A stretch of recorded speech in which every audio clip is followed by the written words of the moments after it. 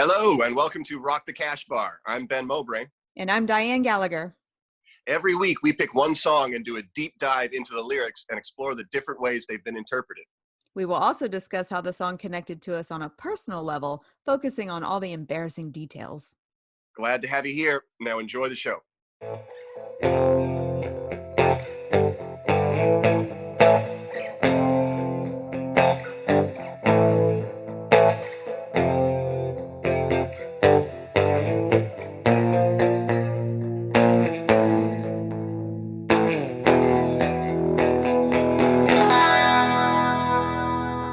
Hello, welcome to episode 10 of Rock the Cash Bar. How you doing, Dianne?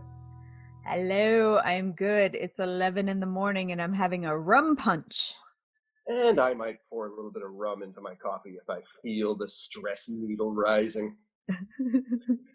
Are you enjoying your quarantine experience? Today is pretty good. I mean, it's early, so we have a lot of day for me to get frustrated, but somehow I've reached a stable part of quarantine. Day 55 or whatever is I'm a little more stable. Are you just getting used to it? It's just the new normal? I guess so, man. I think acceptance, we talk a lot about acceptance in therapy. I think I'm just accepting our fate right now. This is fine. Everything's fine. It can go on for another 55 days or another 55 years. It'll be okay. What about you? Don't stress it out. Flatten the stress curve. I'm doing good. I went out onto my patio this morning with a cup of coffee and a copy of Leaves of Grass by Walt Whitman. Have you read it? I haven't. Are you going to tell me about it? Well, when you're ready, Walt will come to you. That's just the way it works. So I read a few lines from America's truest poet, and a bald eagle settled next to me, as they often do. And the two of us sunk our hands into the earth and just listened to the soul of America begin to rouse itself as we rubbed our hands together to feel the soil, my hands, his veiny tendons. Feeling the power of the land, I turned to the eagle and I said, "What am I supposed to do with this day?" And the eagle said, "I want you to record a podcast where you make fun of a true American legend for his strange, earnest ways, his weird depictions of the normal life around you. I want you to write a song about a normal guy who does normal things until he sees a chance to escape." That's what I'm doing. Today we're talking about Bruce Springsteen. Dianne, how are you? I was like, I am picturing a dually truck with a big American flag.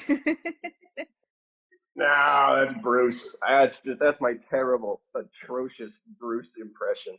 That's how I imagine he starts off each day. Oh, time to get ready to go. Time to get out there and feel some things. What's happening out there in the air in America?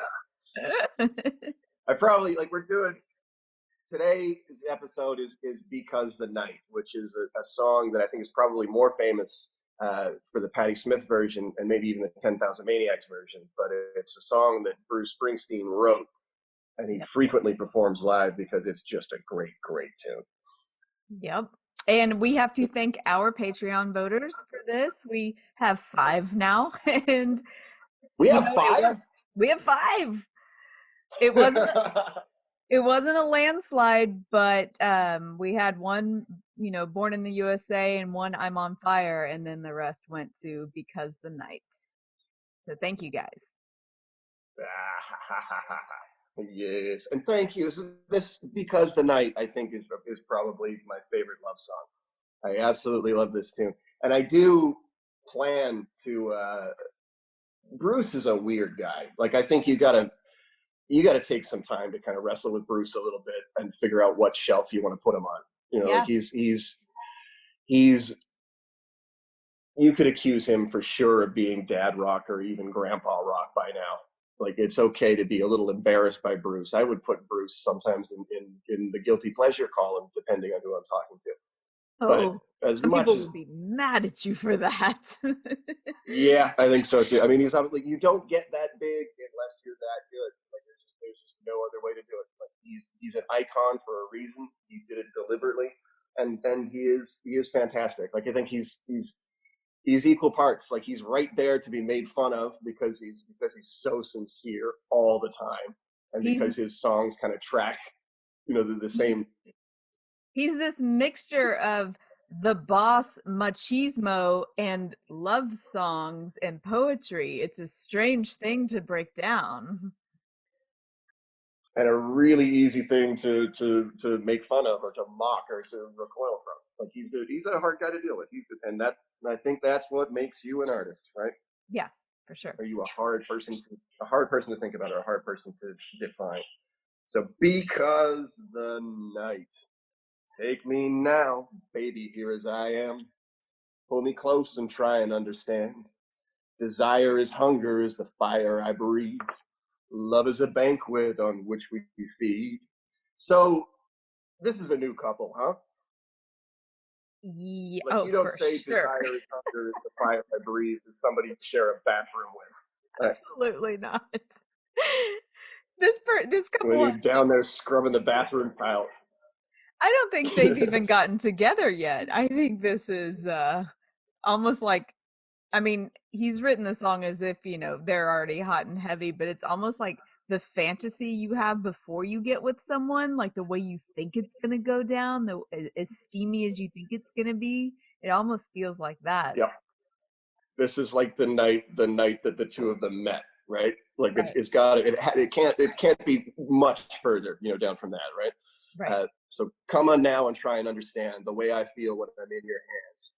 Take my hand, come undercover. They can't hurt you now, can't hurt you now, can't hurt you now. Like this is the sex promise.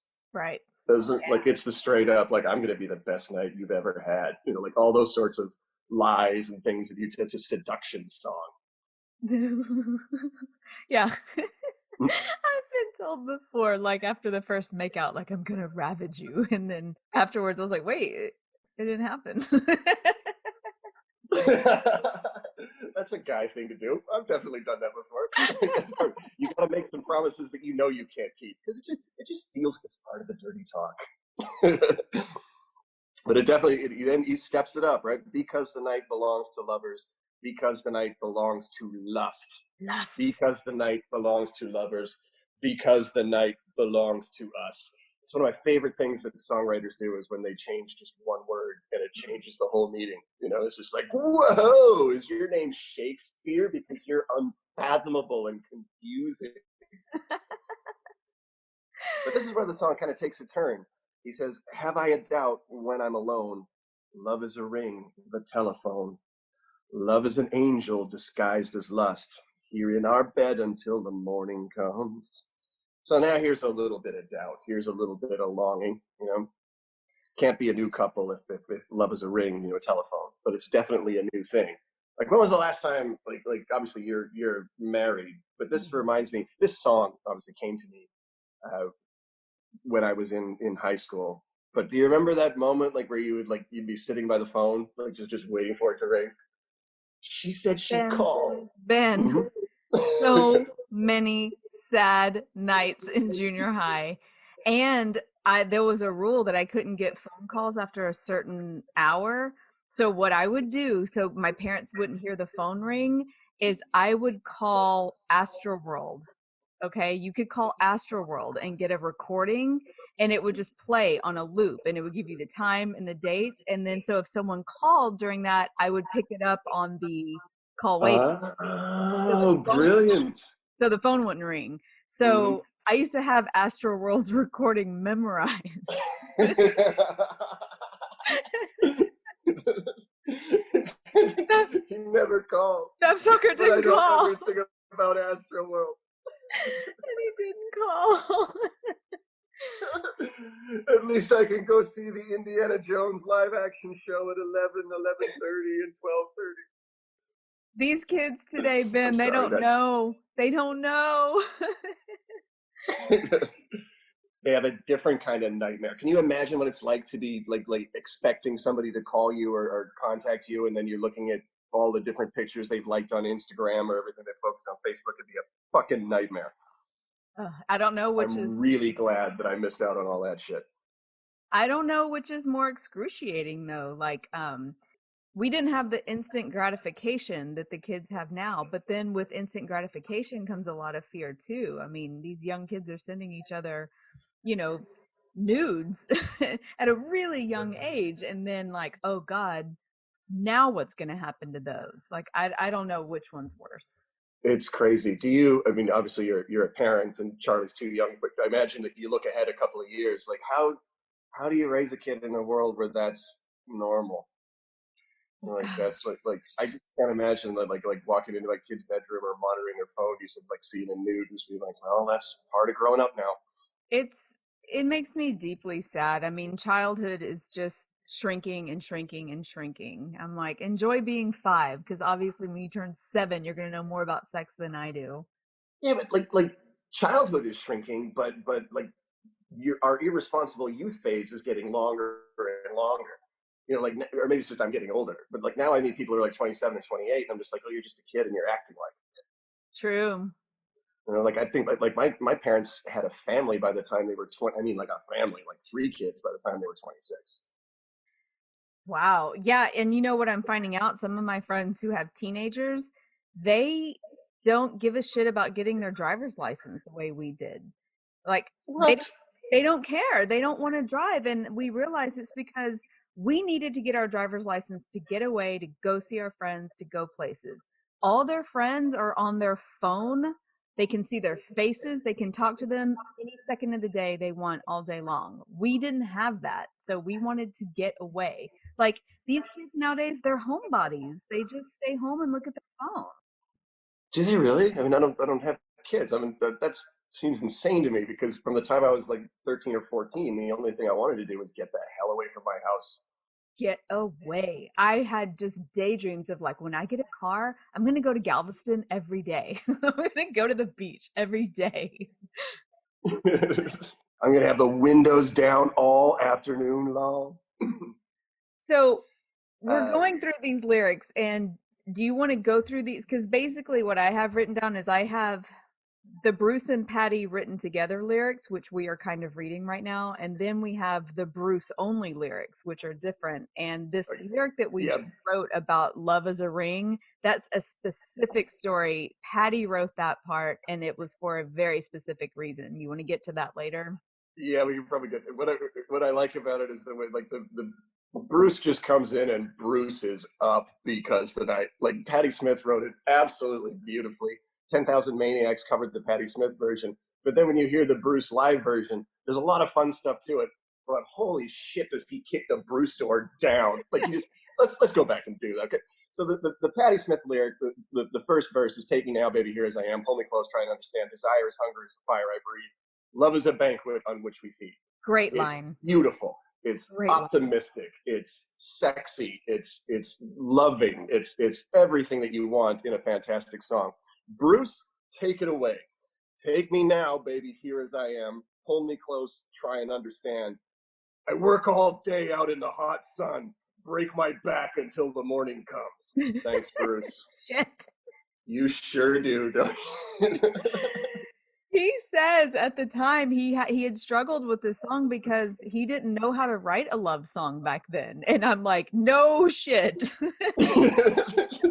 But he does. Like he's written so many great love songs. Like it's just so weird that he has to insert like that level of manhood into something that just doesn't need it. Like this is it's almost like you know that you because you know Bruce, like you know he's not afraid of these emotions. He loves expressing these kinds of emotions. So why is he retreating from the way Patti Smith expressed it? It just feels weird to me. Right. It's like he has to do that thing. Bruce Springsteen is just like Bruce Springsteen smells like fresh denim and old tears. You know he does. And sweat, As apparently. Like sun that. sweat, dirt, and maybe maybe a little bit of cologne that is worn off. I see him spraying some cologne as well. Yeah, the back of Bruce's neck is always dirty and gritty. But he does like he gets a little bit more thoughtful with it because the like you said the lyric "Have I doubt when I'm alone, love to ring the telephone" was very specific to Patti Smith, right? Right. Sure, it was her boyfriend, wasn't it? Yeah, they were doing a long distance relationship, and they couldn't afford a lot of long distance, and so she had to like wait for his telephone call one night, and she literally wrote this whole song, the lyrics that was her turn to write, while waiting for a phone call from him, and that was specifically the lyric "Love is a ring," the telephone. Yeah, it was the night that he never called for whatever reason, like missed the gap, and she was able to write this in a couple of hours. Yeah. That's the way you do it. That's what was amazing about Adele, is the way that you can, like, certain songwriters can lock into that emotion and understand it completely over the course of a couple hours, which is that's must be what makes a great writer or a great songwriter, because I sure as shit can't do that. Like, if I'm feeling emotions intensely, there's no way I can sit and write intelligently about them. It just can't happen. I just sit and sort of vibrate and freak out a little. Yeah, it feels like it almost like takes you out of the moment. I think I could probably do it, but it makes me think about those people who take selfies of themselves when they're crying. Like I haven't seen anybody do that. I'm so glad I've avoided that our friend one. Sarah Talamash makes fun of them all the time. She must see them. She must see their Instagram stories where people are crying and then they pull out their phone and film it. Where you're like, obviously you're not in that much pain. What? Such actors. I'm going to write a thank you letter to every one of my Facebook friends individually, thanking them for never, ever doing that. That's monstrous. I can't relate to that at all. But anyway, so Okay. in the line, "Have I Doubt When I'm Alone Loves a Ring a Telephone," Bruce comes in and bruises it up again. Oof. His second verse is, "What I got, I have earned. What I'm not, I have learned. Desire is hunger is the fire I breathe," which changes the whole meaning of the song to me once Bruce steps in. Like, I vastly prefer the Patti Smith take on it. Like, For I sure. vastly prefer the newness of it, the wide openness of it, the kind of the emotional honesty. I don't like Bruce putting his specific Brucey fingerprints on this one. It's very bossy. Even the last line in this verse, Patti Smith says, "Here in our bed until the morning comes," and he says, "Just stay in my bed until the morning comes." It's Yeah, very much like, I worked all day. Now it's time for me to like it's time for me to lay you down, woman. You stay with me yeah. now, woman. Desperate man seeks comforting woman. Stop me if you've heard this one before. Yeah. Yeah. Back into the chorus. "Come on now, try and understand the way I feel under your command. Take my hand as the sun descends. They can't touch you now, can't touch you now, can't touch you now." Bruce kind of makes that a little bit more, again, like you say, sort of masculine. They can't hurt you now, they can't hurt you now, they can't hurt you now. So he's like, Right. now he's being the protective dude. Yeah. It's because then it goes into the chorus again. And then there's the bridge. "With love we sleep, with doubt the vicious cycle turns and burns. Without you I cannot live, forgive the yearning burning. I believe it's time too real to feel," which is a fun one because there's weird sorts of commas that kind of change the meaning just subtly. It's kind of a fun thing to think about. "With doubt the vicious cycle turns and burns. Without you I cannot live, comma, forgive the yearning burning." Are those separate things, or is she saying forgive the yearning burning? Yeah, I don't know. I don't really know where she's going with it. I just like the fumbling through. I mean, this just feels like just fumbling through sex for me and all the different emotions you can feel within that moment. Mm-hmm. Forgive the yearning burning. So, touch me now, and then the last two lines are, "Because tonight there are two lovers, if we believe in the night we trust," which is again another, like, just changing a couple of words and slotting it in the way that only a song can. I absolutely love the end of it. "Because tonight there are two lovers, if we believe in the night we trust." So Bruce Springsteen is crawling up your leg with a rose betwixt his teeth, Diane. Here comes Bruce, and he smells like someone spilled motor oil on an old bridesmaid's dress. But as much as I'm kind of being like, oh, he's being so machismo and she's being so, like a woman's lustful standpoint, I'm not gonna say I'm not gonna fall for it. I'm gonna sleep with Bruce once. Of course you are. There's nothing wrong with that. You'd be forgiven for it. He's a sexy man. He's a For the sexy man who smells like melted strawberry ice cream on a Hoboken Park bench, if you ask me. Well, just by looking at him. Oh my god, that's the best I was description. I was listening to I was listening, not the Patti Smith version, but I was listening to, like, I would listen to a version that Bruce recorded, like Nassau Coliseum or something like that. So he's like in hour 5 of Rockin' Your World, and he pulls out, Because of the Night, the big unexpected, never appeared on any studio album, only, live only, and the crowd goes wild, everything. But it's so neat to juxtapose those, because Bruce is just crazy masculine. You know what I mean? Just like they can't hurt you now. They like, yeah, no power on earth can harm you. Tonight you're walking with the boss. Yeah. But the Because the Night version with Natalie Merchant, the Whirly Girl, is just so graceful and so feminine, and so like it's crazy to me how, like, I can live in the song in both heads. Like, I can imagine myself saying this to a woman, and I can imagine a woman saying it to me, and I get the same release from it. Do you feel like, maybe I'm wrong, but like Patty's is more, yeah, that like Patty's version turns me on more, which is funny. Like her words like speak to me sensually, where Bruce's, it turns me on the way where I'm like, he just wants to fuck. Like I don't Yep.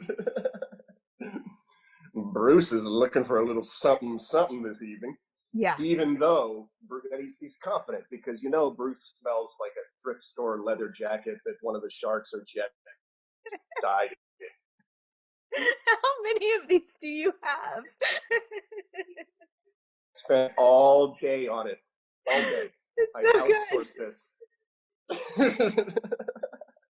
I outsourced this to some, like, I need 10 things that Bruce Springsteen smells like. Go.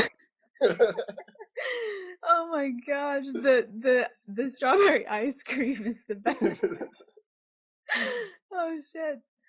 It's because Bruce wants so badly to be thought of as this American classic, right? Like he is, but he's the American classic songwriter. Like, for some reason, he felt that he had to fit into some archetype, that he had to be like the motorcycle mechanic. Like, he's like, it's a weird, like Tom Waits kind of did that too, where he had to be seen as this hobo that you're going to meet on Route 66. Yeah. Like, he had to like identify and fully construct an identity before he could actually go be himself. Man, I didn't know Tom Waits wasn't black for so long. It still kills me. I think it was actually within the last 15 years, and I was with Corbin, and we were watching something. He was like, "Is that Tom Waits?" And I was like, "The white guy?" And I'm like, "Fuck, dude, I can't believe I didn't know that." Whatever, Diane. There's nothing you can do about that. Well, speaking of Bruce's portrayal of himself and the public's portrayal for himself, you told me to watch Bruce's Broadway, and Did you? I watched the first half of it and then I fell asleep. But it's amazing how he's like, "No, I'm a fraud. Here's Yeah. what I'm like." You missed the second half, where, because he is a brilliant storyteller, and you're talking about a guy who's played thousands upon thousands upon thousands of rock shows. Like, this is a guy who spent his entire life thinking about how to present himself on stage, and how to put on a good show for a huge amount of people. And he really does a nice job on that. I was surprised at how much I liked Live on Broadway, because, like you say, what he does is he kind of just like plows under himself. And he's Yeah. got some great lines, where he says, all I've ever written about is men who work in factories and men who work every day. And he's like 75 years old or something now. And he goes, and up until now, this is the first regular job that I've ever had, Yeah. meaning having to show up and do 2 shows a night on Broadway. Right. So he's pretty honest, and he's got a great line where he says, "Hey, I'm Mr. Thunder Road. I'm Mr. Born to Run, and I live 15 miles from the house I was born in." Yeah. And he didn't learn how to drive until what age? I mean, Which is madness. Like, Bruce Springsteen was born in the backseat of a pink Cadillac, wasn't right. I thought. he? Mm-hmm. Story about him learning to drive on the road with that other guy is just great. But it makes no sense in terms of what we think of Bruce Springsteen. Like, I was fixing transmissions when I was 4 years old. No, he It's wasn't. just what we do in Jersey. So good. But what he does with that special is truly unique, and I think he's the only guy who, first of all, he's the only guy who would attempt to do it, but he's also the only guy who could do it. And this may be a real kind of bong rip thought, but you think of other artists and the way that because they don't need to tell you that Bruce Springsteen talks a little bit of politics in his Live on Broadway show. He talks about the current state of America. That's his favorite topic. It's because he elected himself America's greatest songwriter. Like, he deliberately, it wasn't something that he accidentally became. Like, he literally sat down with a guitar when he was a kid and went, I want to be Woody Guthrie. Like, that's the mantle I want. I want to be Woody Guthrie. I want to be Bob Dylan. Right. It doesn't happen by accident. He did it deliberately. And now he finds himself in a position where he's the sort of a grand man of rock and roll, and he has these legion of followers who hang on his every word because so many of his words are brilliant. And he goes and he does what artists are doing these days. He tries to find where the divide is. It's no secret that our culture is divided. He tries to find the metaphor or the place where we're all together. Okay, no, here's why we're separated, right? Yeah. But he goes there, like a guy that I love, like Bono, will go to that place or where he thinks that place is. He'll go where the streets have no name. And then he just kind of like grabs you and holds you hostage there. Like, he lures you onto common ground. And he's just like, okay, now you can't go anywhere. You got to stay here with me. Yeah. We're in this together. It's a fight, you and I. Bruce is different. Bruce brings you to common ground. Then he sings you a nice song and he says, let's all go on our merry way. All right, let's remember this place. Let's remember this song. Everybody back to your corner. He's the only guy who can do that. Which do you prefer? Well, I think Bruce probably going to have he's going to have the larger impact because he can communicate more effectively with a broad group of people. I think Bono, for as much as he tries to welcome everybody under the tent, he likes to be the greatest show on earth under the biggest top. But nevertheless, he's still going to divide things because his thing is righteous anger. Like, yeah. He pulls you close and then says, and these people are wrong, but I can protect you. Right. I think Bruce is a little more inclusive of the whole, where some people aren't going to go to Bono's show in the first place, Yes. Yeah. But Bruce is still very clear about where his morals are. He's very clear about where his boundaries lie. Like, he's not a milquetoast kind of guy. He's just like, well, everybody can get along. Like, he's making bold statements, but he's using his talent and his songs in a different way than Bono is. Where Bono is using them as a cudgel, Bruce is giving you a big hug. Yeah. Yeah. At least that's the way I look at it. Even when he's coming on to you. And Bruce is an oddly sexual man for a guy. It's hard for me. Like when I was going through Because the Night, it was hard for me not to compare like the relationship depicted in Because the Night with the relationship that's depicted in another Bruce Springsteen love song in I'm on Fire. We can talk about that. It didn't get voted on, but we're going to talk about it a little bit because that was my song. That's the one I like. There are some similarities, and I mean the most obvious similarity is just like Bruce Springsteen wants to bang you, but it's different approaches. Yeah, Bruce is hot and heavy for you. He's having like middle of the night sweats thinking about like he's jerking off to this girl, basically, is what's happening. For sure. I'm on Fire. If you don't, the lyrics are real short. Let's just run through it. I'm on Fire is, hey little girl, is your daddy home? Did he go away and leave you all alone? Now, obviously, when I was born in the USA, it came out in like 84, 85. And I remember when I first heard that song that it sounded predatory. Like, right. It didn't occur to me that is your daddy home. That's just the way Jersey people talk to each other in the mid 80s, right? Yeah, I am like, he's not gonna Me Too this little girl. That is not what he's saying in this song. I've never taken it that way, and I won't. Mm-hmm. I got a bad desire, and then whoa, I'm on fire. I think that like I'm projecting an awful lot onto this song, but it's almost like even in those four lines, there's clues. Like, hey little girl, is your daddy home? That's a rhetorical question. Yeah. He knows that her daddy isn't home, otherwise he wouldn't be knocking on that door, right? Did he go away and leave you all alone? He knows that. I know. Like, he went on a business trip and you're by yourself right now. Yeah, this totally feels like an affair to me. Like this feels like these people have been together before. They've slept together before. That's why he's so fixated on her. He knows that her daddy isn't home, and that's why he's swinging by. Yep. Tell me now, baby, is he good to you? Of course, another rhetorical question. Can he do to you the things that I do?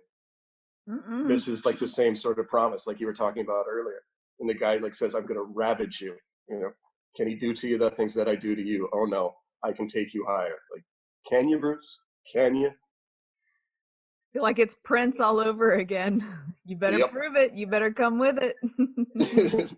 Sometimes it's like someone took a knife, baby, edgy and dull, and cut a 6-inch valley through the middle of my skull. That's what Bruce is good at, man. That's Oh peak my Bruce. God, that is Like, not what does it feel like, Bruce? right. Okay, it feels exactly like that.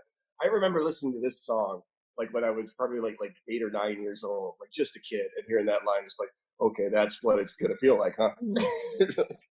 That's what it is. Like I had no idea what emotion he was describing, but I went, oh, that's real. That guy's telling Go to the next line. It gets the even truth. better.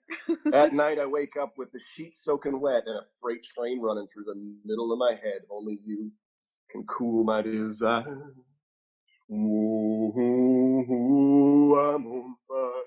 What woman does not want to be on the receiving end of that level of lust? My God.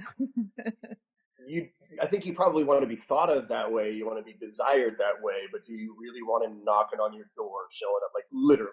Like he knocks on your door. I don't have rape fantasies, but I think some women do, and they might go for it.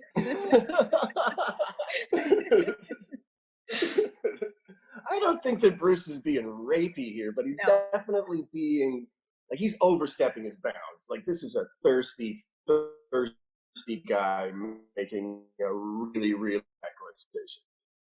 Yeah. I don't know. Like obviously, it's because if he's waking up with a freight train running through his head and the sheets soaking wet, he's obviously alone. But if he's Yeah. banging on this woman's door, like only really bad thing. Like he's showing up there either saying, "I'm going to take you out of the life that you're living now," or "I'm just going to ruin the one that you've got." Yeah. He wants to be And very, very, very naughty. I did a little research and I think, what he has said about it is, the lyrics leave a lot of wiggle room for interpretation, but the video lays out a pretty clear story. The I've singer never seen the video. Yeah, the singer is an auto mechanic who desires the upper class woman who keeps bringing her car to him for service. And one night he drops her car off, considers ringing the bell, and then thinks better of it. Ooh, that's a It's real very, Springsteen. it's very Uptown Girl as well, and they talk about that too. That'd be great if that was like his direct response. So Bruce, tell us about "I'm on Fire." It's my response to "Uptown Girl." Yeah. Like you'd never hear from Billy Joel ever again. You're never selling another concert ticket. You just got knocked right the fuck out. Poor Billy Joel. So anyway, oh, one thing before we leave, I'm on fire. You guys got two songs today, real quick. You're welcome. But there is a version by a singer named Kate Tucker, and she's got this sweet little voice. And I can't find it on iTunes anywhere. I think it was on just like one little album of covers. But I think if you YouTube Kate Tucker singing "I'm on Fire," and it's like this sweet version of like a girl saying this, and I don't know why, but it works. It's very good. Wow, I'd like to hear that. Yeah, Everything's better when girls do exactly. it. Imagine a Especially, imagine a girl like calling you with this sweet little voice, like saying a freight train's running through her head, and she woke up in sweats because she wants to bang you. Does that do it for you, Ben? yeah, it really does. It does. And just like the knock on the door. I'll be like, okay, this is probably going to be a problem. You're gonna have you're gonna have to be real quiet because my girlfriend's sleeping upstairs. We're gonna have to go in the shed. Bruce Springsteen in the shed. Bruce would do it in the shed with you. Oh, that's where I think Bruce would prefer to do it, like next to the lawnmower or something. Come on, Dianne, come into my shed. Okay. Like I wonder if like if Bruce like holds it together, like when Bruce is coming on to you, is he really saying like desire is hunger is the fire I breathe, or is he really saying I got a bad desire, oh I'm on fire, or does he just fall apart like every other dude when he sees a woman naked? Okay, let me tell you, this is what women want. We like hearing those words, but usually in the sack, we don't want you to fucking talk those words. It's like, show, just show. Like all those were metaphors for what you're going to show. Be the boss. Let's do this. I've already read your poem. Now I want you to do it. Zip it. No more talking. Even Even if you do smell like bowling shoe disinfectant and Milwaukee's best. Like, I'm sorry. how many more I'm do you sorry. I think only like 4 more. Oh, we can't let them go to waste.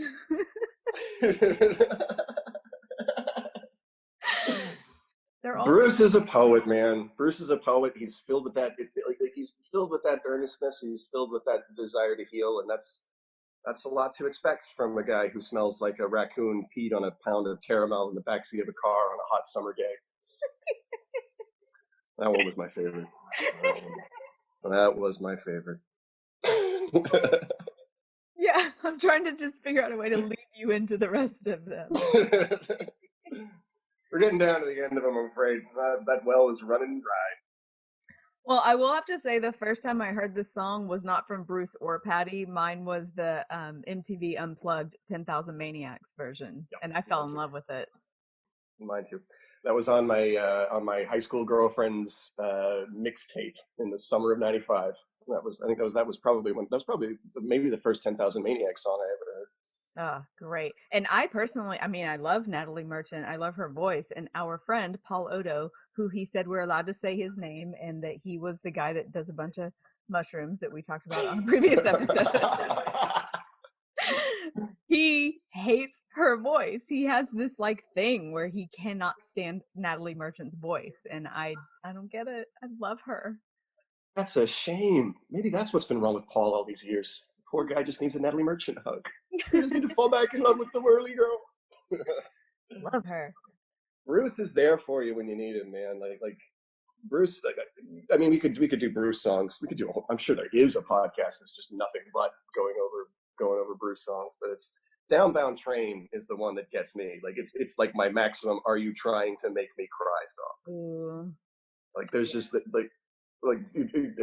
it's insane the way that I get when that song kind of goes, because he's I just get lost in the air. Like it's typical Bruce stuff, just like I swing a sledgehammer on a railroad gang and all that. But like in the sort of the bridge, like at night as I sleep, I hear that whistle whine and I feel a kiss in the misty rain. Like, oh, that happened to me too. I've been there, and I damn sure felt like a rider on a downbound train. Yeah. Because the night is it's a riding around song to me. Like it's an in your car with a crazy stranger, yelling, screaming, windows down, howling at the moon, looking for a hotel pool to sneak into. Yeah, this song immediately gives me the feelings, the hot, heavy feelings. This and I'm on Fire. They're my go-to Bruce songs. Yeah, even though it was written by a guy who smells like a prize stuffed animal that was left in the parking lot the night the circus left town. Yes, we got it.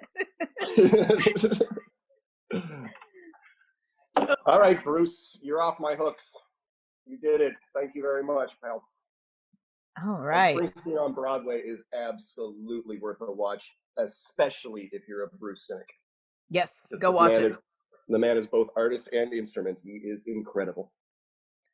Well, I don't know if you guys noticed, but we did not do a dressed up like a douche because we have decided to move it to the end. What do you think? Guilty pleasure, then dressed up like a douche? Is that the order we should do? Yeah, well, I think you end on guilty pleasure. Oh, okay. So let's go ahead and do the dressed up like a douche this week is from a listener named Mindy Oakes, and we're going back to the Drops of Jupiter song. This makes me laugh really hard. The line, "Did you make it to the Milky Way to see the lights all faded and heaven is overrated?" She heard, "Did you make it to the Milky Way to see the lights all faded and Van Halen is overrated?" Van Halen is overrated. Well, isn't our mutual friend Rob Mungle a massive fan and would take offense to this? Oh yeah, he'll be by in a little while to read me the riot act about it. But I never understood that kind of music. It just never really appealed to me. There's got to be some kind of depth to it if it's going to pull me in. If it's going to be straight up like we're just here to rock you. Yeah. I don't think I can be rocked. I think I'm emotionally implacable that way. Although, oh God, what's the lead singer's name? Well, that's a big dispute, though, isn't it? It's Diamond, David Lee Roth, and Sammy Hagar. Pick your poison. Whatever, Sammy. David Lee Roth. I have to say, those toe touch kicks and the flamboyancy of David Lee Roth is highly entertaining to me. And I will tell this one story as we all went to, my God, we have so many karaoke stories.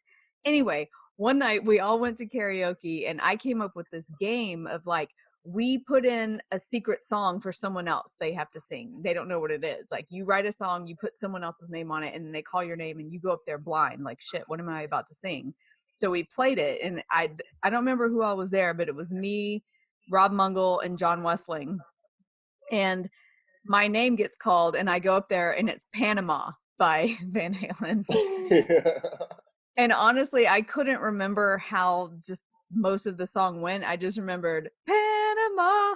That's all I knew. So the rest of the song I was just butchering. And finally, I think Wessling came up and grabbed the mic out of my hand and kicked me off stage and finished it. I don't think I even know Panama. Yeah. Panama. Yeah. That's all I knew. Here's a dressed up like a douche for you. I always thought, because I had it confused, like I always thought that was when in Rome. When in Rome. Way off. Like my 80s all screwed up. Like when in Rome did the promise, right? Yes. Yeah. Oh, I forgot. I have my own personal dressed up like a douche with the song we just did. For years, I didn't understand They Can't Hurt You Now because I heard Natalie Merchant singing it and I thought she was saying, energy now, energy now. Totally changed. There's no virtue now, no virtue now. Yeah. No virtue now. All right. Ben, do you have a guilty pleasure song? Guilty pleasures. I do, and it's also tied to karaoke. I am the kind of 40-year-old white guy that thinks it would be hilarious to go up on the karaoke stage and sing Selena's Fotos y recuerdos in perfecto español. So kind of go, soy un hombre de mucho riqueza y bien gusto. Mi español es perfecto, way. I don't know what the fuck you're saying, but can you sing a little piece of it? Have you practiced? I've practiced, but no, I can't. It's a pipe dream. Tienes una foto de ti. Wow. That's awesome. No, that's as far as I can get right now. And I'm ashamed to say that I've spent multiple evenings trying to get it right. And I've got one line apparently. Damn it. Yeah, you need to go blow away a Tejano karaoke with that. Well, you're going to have to text me exactly. Well, I guess I'll look it up. I don't know how to write that song. I did not do well in Spanish. Okay. My guilty pleasure song is, okay, it's very, very guilty because I am a white woman that shouldn't have any connection to what he's singing about. And it has the N-word in it a bunch of times. Mine is, and I don't even think you know it, it's this song that was out in the 90s by Big Mike called Playa, Playa. I do not know that. Nope. Playa, Playa. So this is, Dianne doesn't, I mean, I love hip hop and I want to do some hip hop songs on here eventually, but there's a few songs that I can rap the whole song without looking at lyrics, and this is one of them. Like, listen, there's no reason I should like this song. It starts off, what's happening, Mr. Big Man, with all your money and cars? I see you walking around like you's a motherfucking star. Expensive clothes, high-class hoes. Right now you're on top of the world, I suppose. Claiming that you're macking, but I know that you ain't. The only time you can pull a hoe is when you're pulling out your bank. Why do I like this song? Because it's talking about a world that you don't understand and you couldn't possibly live in. Maybe I like to pretend that I'm a big black boss man stealing your woman. Like, I got this big shot sense of power that I will never experience. So I get to play pretend when this song comes on. And he drops the N-word so many times. And even when I'm alone in my house, I just kind of like, over it. I can't do it. Years ago, I was working at a different bar, and I would drive the bar back that I was working with. I'd drive him home every night at 3:00 in the morning, and he'd been in prison for dealing drugs, like on a I guess a relatively high level. And so he would tell me like all these stories of like we'd pass like Legs Cabaret on 45. It's like, yeah, that used to be my home base. That's where I would flip keys, or like all kinds of like language that I don't speak. But he would end every sentence with, you know how it is. And I'd just be like, I don't know at all how Look it at is. me. I love Morrissey. Look at me. And I never had the guts to do that, but I should have. You should ever just heard of The play. Cure? Yeah, you should play a Morrissey song and be like, you know how it is. Oh. Guilty pleasures. All right, you guys. That was Because the Night by Bruce Springsteen and Patti Smith. Vogue. Hey everyone. Just going to remind you again about our Patreon page. If you would like to help support Rock the Cash Bar, especially during this quarantine, we have some fun perks. You can go to patreon.com/rockthecashbar and become a patron.